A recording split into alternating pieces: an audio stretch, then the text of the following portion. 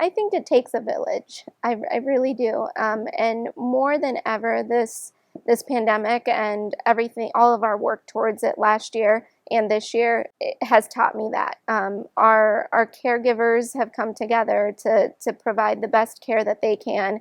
The way we've kind of overcome some of the barriers, I think one of the things that we really looked at during the pandemic was there was a lot of data out there, especially with zip codes and which zip codes had high prevalence of COVID. And a lot of those zip codes were areas that we serve, and they were coupled with very low vaccination rates. And so with that, we were able to work with our community organizations, community partners, leaders, and say, how can we get vaccines to these vulnerable populations, and how can we help them?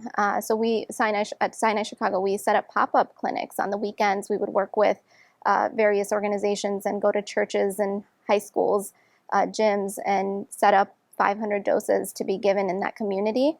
And we've taken that platform and are now going door to door and vaccinating individuals at their homes. I worked with our entire leadership team to say, let's purchase some critical care medications that we may need so that our patients have what they need if the time comes. So we started planning for this in January from the medication standpoint.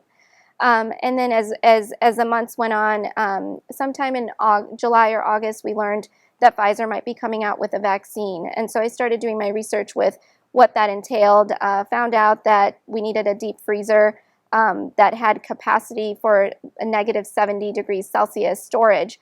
And so I worked with our leadership team to say we need this, and tried to procure it as quickly as we could, because that was eventually going to be on shortage because everyone was going to need it. It was December 17th, 2020, and it's a date I will never forget.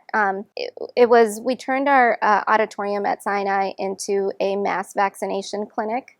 And that was the date that we actually received our first vaccines.